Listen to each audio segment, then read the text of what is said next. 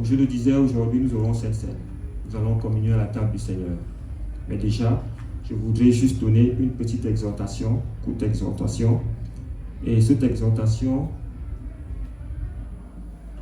elle est basée sur le peuple d'Israël, de son départ d'Égypte, de sa traversée du désert pour arriver à Canaan.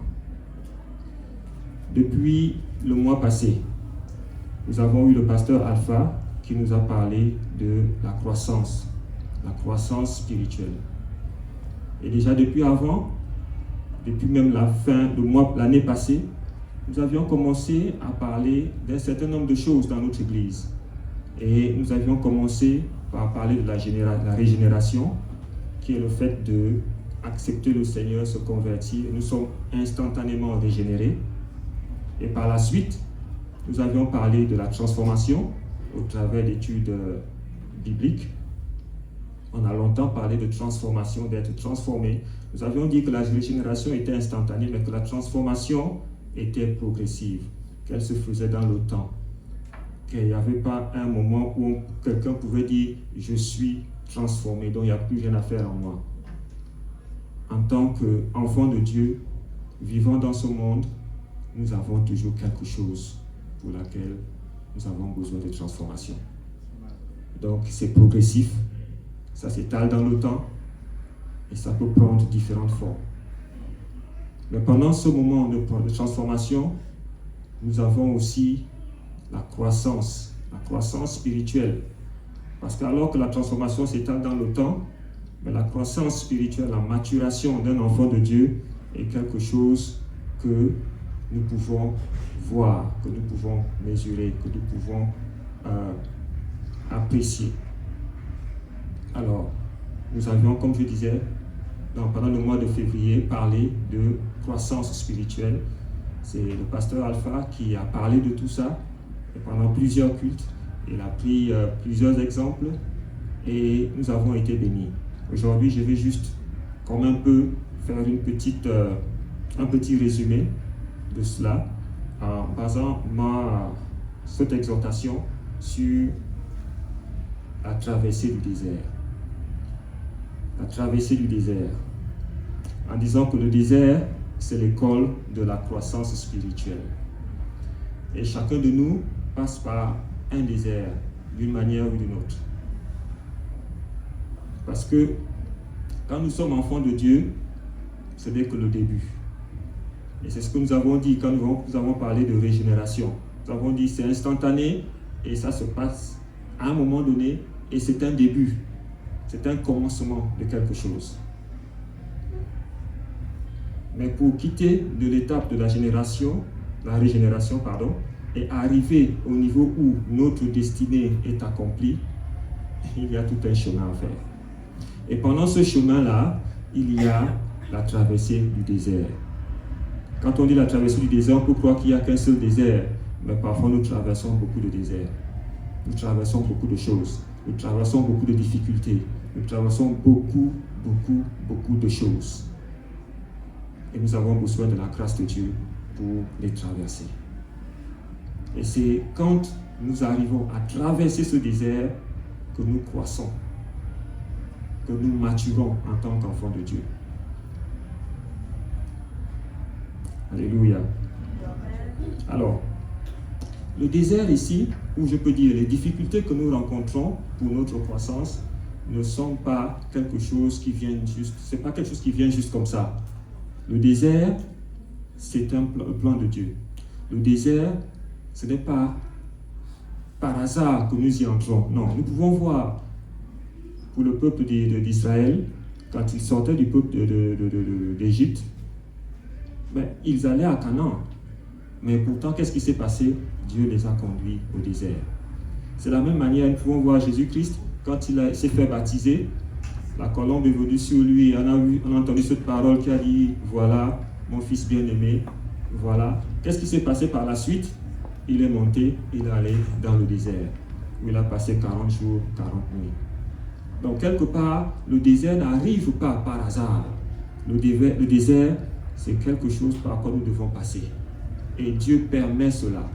Dieu utilise le désert pour nous transformer, pour nous maturer, pour nous faire croître spirituellement. Alors, pour le peuple d'Israël, le désert, c'était juste après, parce qu'ils sont sortis, ils ont marché quelque temps et ils sont arrivés déjà d'abord avec le premier obstacle, la mer qu'il fallait traverser. Et une fois l'avoir traversée, boum, ils sont entrés dans le désert. Donc, ne vous y trompez pas, les difficultés par lesquelles vous traversez, Dieu, il sait. Il permet que nous passions par ces difficultés parce qu'il sait ce qu'il veut faire avec nous au travers de ces difficultés-là. Il n'y a pas quelque chose qui nous arrive, nous, en tant qu'enfants de Dieu, et Dieu n'est pas au courant. Si vous êtes enfant de Dieu, sachez que tout ce qui vous arrive, Dieu le sait, avant même que ça n'arrive, avant même que vous ne soyez informé, Dieu le sait. Dieu sait déjà. Il sait que ça arrive. Il peut déjouer ça, comme il peut laisser la chose arriver. Pour beaucoup de choses, il y a beaucoup de choses qu'il déjoue, on n'est même pas au courant, on ne sait même pas que ce danger nous guettait. Parfois on le sait, on voit Dieu déjouer le danger. Mais parfois aussi, il permet à ce qu'on passe par ces dangers-là, qu'on passe par ces choses-là.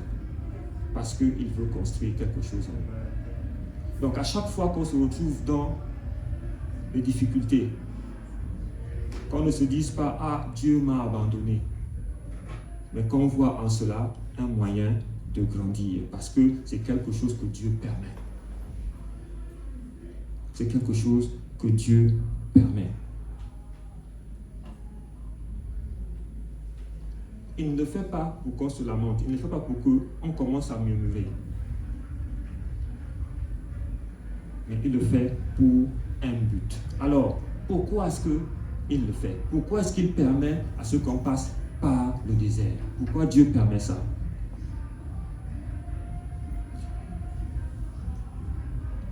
Quand nous lisons dans le livre de Deutéronome, chapitre 8, verset 2, si je peux lire ici, je ne sais pas si c'est déjà projeté, voilà. Souviens-toi de la longue marche que le Seigneur ton Dieu t'a imposée à traverser le désert. Pendant 40 ans, il t'a ainsi fait rencontrer des difficultés pour te mettre à l'épreuve, afin de découvrir ce que tu avais à la suite, afin de découvrir ce que tu avais au fond de ton cœur et de savoir si, oui ou non, tu voulais observer ses commandements. Ça veut dire qu'il y a un but. Dieu ne s'amuse pas avec nos vies. Il ne s'amuse pas avec nous en nous laissant juste passer par des épreuves comme ça pour le bon plaisir. Non. Quelque part, il y a un but. Et ce but, c'est quoi? Ce but, c'est pour révéler notre réel caractère. Qui nous sommes en fait. Parce que vous pouvez voir quelqu'un, la personne paraît gentille, la personne paraît docile, tranquille. Quand tout va bien, et vous avez l'impression que cette personne, waouh, il n'y a vraiment pas de problème avec la personne. Mais quand vous voyez la même personne dans le feu de l'épreuve, vous n'allez peut-être même pas reconnaître la personne. Vous allez voir, waouh, je ne savais pas que la personne craquait comme ça. Je ne savais pas que la personne pouvait se comporter comme ceci. Mais ça, c'est le feu de l'épreuve qui a permis à ce que nous puissions voir cela. N'est-ce pas? Donc, le but de l'épreuve ici, ce n'est pas pour nous mettre à terre, mais c'est pour révéler ce que nous avons au-dedans de nous. C'est pour révéler le cœur que nous avons dans nous. C'est pour révéler le type de personne que nous sommes. Et ce n'est pas pour taguer quelqu'un, pour dire « Oh oui, donc parce que je me suis mal comporté, alors je suis mauvais. » Et puis on s'arrête là. Non. Ce que le feu de l'épreuve révèle, c'est pour nous permettre en fait de changer. Parce qu'il peut arriver que, effectivement, le feu de l'épreuve montre que nous avons tel bon caractère, nous manifestons tel fruit de l'esprit, c'est bien. Il ne faut pas changer ça, il faut continuer. Mais il peut aussi arriver que le feu de l'épreuve manifeste quelque chose que nous devons chanter, que nous devons changer. Ça peut manifester la colère. Ça peut faire en sorte que la colère que nous avons dans nous puisse s'exprimer. Ça peut faire en sorte que le mensonge que nous avons puisse s'exprimer. Ça peut faire en sorte que plusieurs choses que nous avons dedans de nous, cachées, que les gens ne voient pas à l'œil nu, que ces choses puissent s'exprimer. Que ces choses puissent se voir. Mais pourquoi? Pour que nous puissions les changer. Pour que nous puissions nous abandonner entre les mains de Dieu pour qu'il nous transforme. Pour que nous puissions laisser ces choses-là de côté en vue d'avancer et croître spirituellement.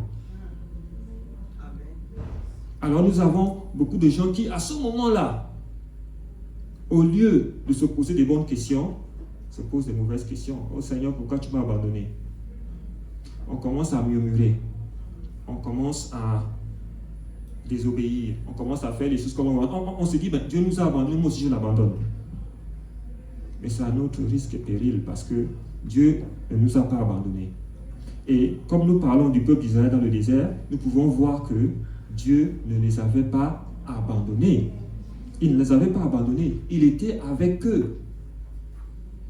D'ailleurs, c'est lui qui les a conduits là-bas. Ce n'est pas par erreur qu'ils sont dans le désert, non. C'est lui qui les a conduits là-bas pour les épurer, pour les transformer. Donc, quand nous passons par les épreuves, que nous ne puissions pas nous poser de mauvaises questions. Mais quelles sont les bonnes questions qu'il faut se poser? Il faut d'abord comprendre. Vous pouvez demander à Dieu, Seigneur, cette épreuve, c'est pourquoi? Qu'est-ce que je dois apprendre? Qu'est-ce qu'il y a en moi qui doit être manifesté par cette épreuve? Qu'est-ce qu'il y a en moi qui doit être retiré, qui doit être extirpé au travers de cette épreuve? Et c'est ça, les bonnes questions que nous devons te poser. Mais malheureusement, plusieurs d'entre nous, nous en prenons à Dieu. Nous nous fâchons contre lui. Nous cessons de lire la parole de Dieu, nous cessons de prier. Nous commençons à chercher nos propres solutions. Ah, si vous le faites, vous n'êtes pas le seul. Mais sachez qu'il y a une meilleure manière, il y a quelque chose de mieux qu'il faut faire. C'est d'aller auprès de Dieu et de lui poser des bonnes questions. Seigneur, je vois que je suis dans ce problème-là, ça ne va pas. Qu'est-ce que je dois faire? Qu'est-ce que je dois comprendre par ça? Et c'est comme ça que petit à petit, on croît spirituellement. C'est comme ça que petit à petit, on apprend à dépendre de Dieu. On apprend à se référer à Dieu pour chaque petite chose. Mais c'est une école. Ça veut dire, ce n'est pas quelque chose qui vient comme ça. Ce n'est pas quelque chose parce que tel me l'a dit, aussitôt j'applique et puis c'est fini. Non. Ça peut prendre du temps. Et pour le cas du peuple d'Israël, ça a pris du temps. Ça a pris du temps. Nous savons tous qu'ils ont mis combien? 40 ans dans le désert. Je me suis amusé à chercher, à faire des recherches là-dessus. En marchant de la région de Goshen où ils étaient là, en Égypte, là, pour aller à Canaan, là, ça fait quelle distance? On dit que ça fait à peu près 600 et quelques kilomètres. Et combien de temps ça prendrait pour un peuple, pour des personnes de marcher de l'Égypte là jusqu'à Canaan? Il y en a qui disent que ça peut prendre 11 jours. Il y en a qui ont arrondi à 2 semaines. Après, je me suis posé la question, mais enfin, ces 2 semaines-là, ça inclut, ça prend en compte les enfants et les animaux domestiques qu'ils avaient? Je ne sais pas. Mais arrondissons à 1 mois. Arrondissons à 1 mois. Peut-être ça pouvait prendre 1 mois. Disons ça pourrait prendre 1 mois. Mais pour quelque chose qui ferait 1 mois, ils ont pris 40 ans. C'est parce qu'ils se posaient de mauvaises questions. C'est parce qu'ils se posaient de mauvaises questions. Ils n'ont pas coopéré avec Dieu. Et quand nous lisons en fait, même tout le livre de Deutéronome, nous lisons le livre de Pentateuque, nous voyons que, en fait, oui, Dieu les a libérés du peuple de l'Égypte. Ils sont sortis de là. C'était en fait une libération physique. Ils ont été libérés physiquement, mais dans le cœur, ils demeuraient égyptiens. Dans le cœur, ils étaient toujours attachés à l'Égypte. Et ça, c'est ce que Dieu voulait transformer dans le désert. Il voulait enlever ça pour qu'ils puissent croître afin d'arriver à Canaan. Mais plusieurs d'entre nous, nous sommes dans ce cas-là, où nous donnons nos vies à Dieu, nous nous convertissons, nous acceptons le Seigneur comme Seigneur et Sauveur, nous acceptons Jésus, pardon. Et qu'est-ce que nous faisons? Nous venons à l'église, nous sommes chrétiens, mais le monde est toujours dedans de nous. Le monde est toujours à l'intérieur. Et c'est ce qui fait que dès qu'une épreuve vient, mais c'est ce monde-là qui se manifeste. Parce qu'il est toujours là, il n'a pas encore été enlevé. Mais c'est ce que nous devons faire. Passer par le feu de l'épreuve pour croître spirituellement, pour grandir spirituellement. C'est ce que nous devons faire. Nous devons accepter d'abandonner toutes ces choses-là afin de grandir spirituellement. Comme je disais, les épreuves révèlent ce qu'il y a dans notre cœur, ce que nous sommes en réalité. Et là, il faut que ces choses-là changent. Ça peut exprimer les manquements que nous avons, les mauvais comportements que nous avons, qui doivent changer, qui doivent être transformés. Les épreuves nous apprennent à dépendre de Dieu. À dépendre de Dieu. Et ça pour... Moi, je suis quelqu'un de logique. Enfin, je me suis toujours défini comme ça. Quelqu'un qui utilise sa logique pour, raisonner. Et quand quelque chose ne colle pas dans ma logique, c'est difficile pour moi d'appliquer ça. Ce qui fait que ça a été difficile pour moi de vraiment dépendre de Dieu. Parce que je me dis, mais c'est tel problème. En réalité, je peux faire ça, ça, ça, ça. Mais pourquoi est-ce que je dois forcément aller prier pour ça? Mais je me suis souvent buté contre le mur. Ou quelque chose qui paraît logique, je vais faire, mais je n'arrive pas. Je n'arrive pas. Je suis informaticien. Il m'est arrivé de passer des nuits blanches au travail avec des serveurs qui ne fonctionnent pas. Où j'appelle mon épouse, je dis franchement là, je ne peux pas démarrer. Parce que quand les gens viendront demain, il faudrait qu'ils trouvent que le serveur des emails là fonctionne. Mais là, il ne fonctionne pas. Donc, il faut que je trouve la solution. Normalement, ça doit me prendre 30 minutes. Mais je prends 1 heure, 2 heures, 3 heures. Je n'ai pas encore trouvé la solution. Je suis encore là. Jusqu'à ce qu'elle me dise, oh, mais est-ce que tu as prié? Je pense que j'ai déjà parlé de ça ici une fois. Est-ce que tu as prié? Et moi, j'ai dit non. Mais je vois ce qu'il faut faire. Pourquoi j'ai besoin de prier pour ça? Elle me dit, voilà pourquoi tu es bloqué. Ça peut ne pas être que tu ne connais pas la solution à ce problème, mais Dieu veut utiliser ça pour que tu puisses dépendre de lui, que tu puisses apprendre à te référer à lui, même pour ces petites choses que tu es censé connaître. Et c'est ça, quelque part, le but de l'épreuve. Nous amener à dépendre de Dieu. À dépendre de Dieu. Le peuple d'Israël était dans le désert. Moi, je n'ai jamais été dans le désert, mais tel que je vois, c'est décrit. Tu peux regarder à gauche, à droite, partout. Ce n'est que du sable. Il n'y a rien d'autre. Ils n'avaient rien à manger. Ils n'avaient rien à boire. Ils ne savaient même pas quelle direction prendre. Mais Dieu était là avec eux. Dieu était là avec eux. Et nous pouvons voir comment Dieu s'est manifesté chaque jour à leur côté.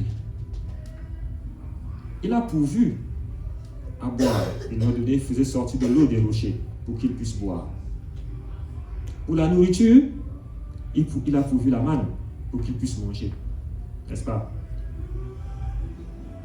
Et pour la direction, mais il était là, jour et nuit avec eux.